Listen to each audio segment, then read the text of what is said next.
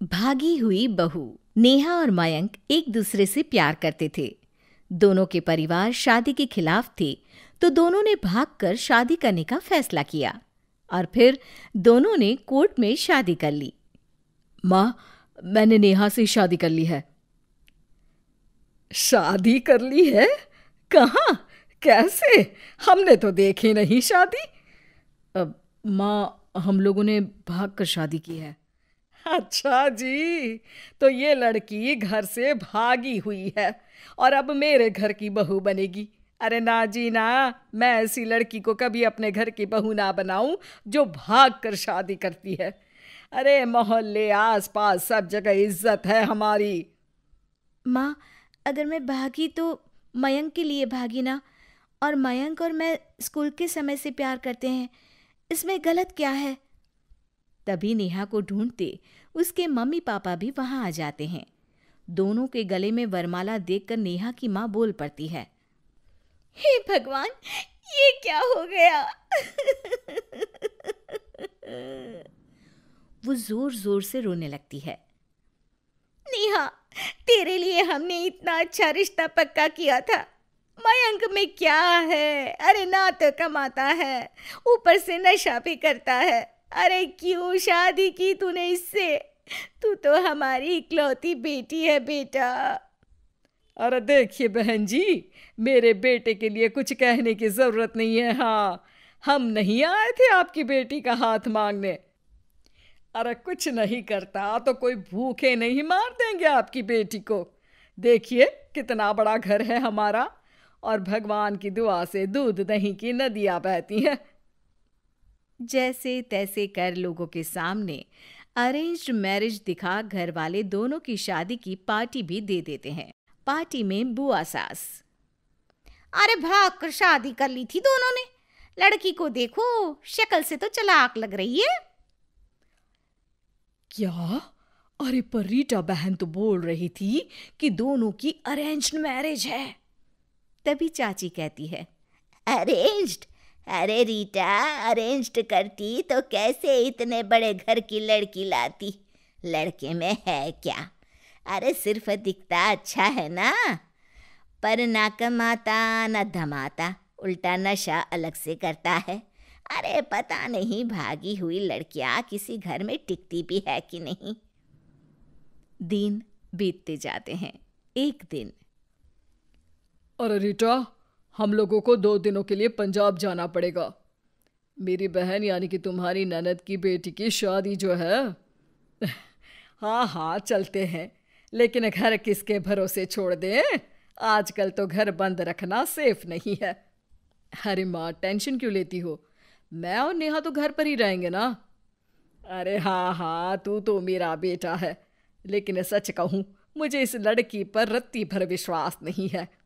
अरे माँ, नेहा तुम्हारी बहू है। बहू? अरे जो लड़की भाग कर शादी कर सकती है, वो घर पर चोरी भी तो कर सकती है। मयंक को माँ की बात का बड़ा बुरा लगता है। वो नेहा की तरफ देखता है जिसकी आंख में आंसू भरे होते हैं। माँ जी, आप अपनी अलमारी में ताला लगा लो। हाँ हाँ, तो वो तो लगा ही दूंगी, लेकिन कहीं तू घर का बाकी का सामान भी। अरे भाई, भागी हुई लड़की का क्या भरोसा। धीरे धीरे दिन बीतते हैं। एक दिन नेहा घर के बाहर गार्डन में पेड़ों को पानी दे रही थी, तभी पड़ोस की बहू, अरे नेहा, कैसी हो? बहुत सुना है तुम्हारे बारे में, लेकिन तुम तो दिखती ही नहीं हो। हाँ, वो बस घर का काम करने में समय ही नहीं मिलता। अच्छा अच्छा, शाम को ना मेरे घर आना, बैठकर गप्पे लड़ाएंगे हम। जी जरूर। तभी उस पड़ोसन की सास आ जाती है। अरे बहू, ये किससे बात कर रही है? अरे माँ जी, ये ना शर्मा आंटी की बहू नेहा है, जो मयंक भैया की बीवी है। हाँ हाँ, बस सबको पता है ये कौन है और कैसी है। इससे ज्यादा मेल जोल रखने की कोई जरूरत नहीं है। पता है, भागी हुई लड़की है ये, शादी से पहले भागी थी ये। तभी वहां मयंक आ जाता है। क्या हुआ आंटी जी? अब अरे नहीं नहीं, कुछ नहीं। मयंक बेटा, कैसे हो? बड़े हैंडसम लग रहे हो। इस टाइम पर भी घर पर? अरे हाँ हाँ, अच्छा मैं भूल गई थी, तुम वैसे कोई काम धाम करते ही नहीं हो ना। अच्छा ठीक है, चलो फिर मिलते हैं। मयंक नेहा के सामने अपनी और उसकी बेइज्जती सुनकर परेशान हो जाता है। कोई बात नहीं, रहने दीजिए, आप परेशान मत हो, सब ठीक हो जाएगा। एक दिन नेहा की माँ उसके घर आती है। अरे आइए आइए, कैसे आना हुआ? नेहा को लेने आई है क्या?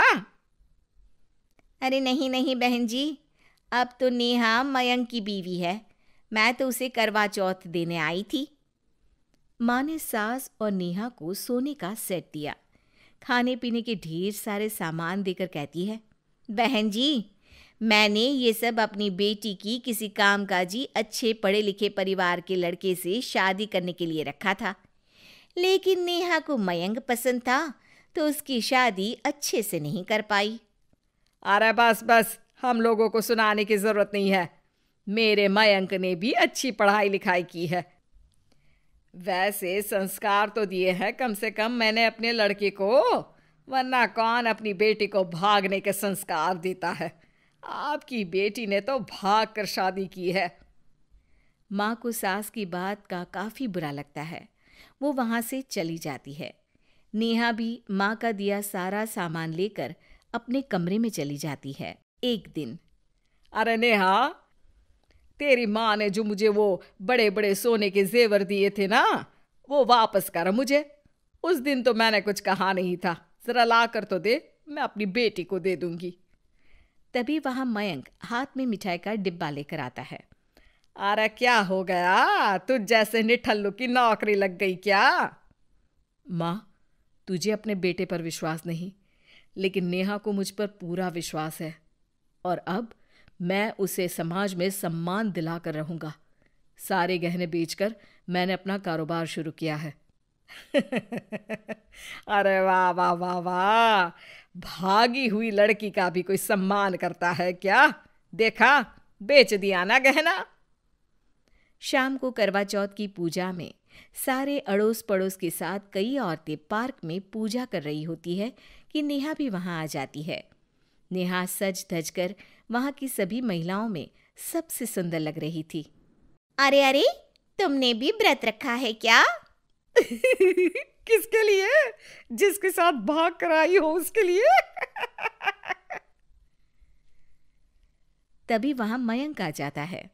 हाँ, जिसके साथ भागी है उसके लिए। आप लोगों को शर्म आनी चाहिए, एक औरत होकर एक औरत के साथ ऐसी बातें कर रही हैं। अगर नेहा भागी तो मैं भी तो भागा था, फिर अकेली नेहा क्यों जिम्मेदार हो? वो कम से कम आप लोगों से तो लाख गुना अच्छी है। आप लोगों ने एक अच्छे पैसे कमाने वाले इंसान से शादी की, लेकिन मेरी बीवी ने मुझ जैसे लड़के पर विश्वास कर ना सिर्फ मुझसे शादी की, पर मुझे ठीक राह पर भी लेकर आई। तो हाँ, जितनी नेहा जिम्मेदार है भागी हुई कहलाने को, तो मैं भी भागा हुआ ही हूं, लड़का हूं, तो इसका मतलब ये नहीं कि मैं जो करूं वो ठीक हो।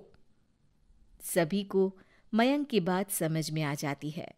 वो नेहा को गले लगाकर साथ में पूजा करने लगते हैं।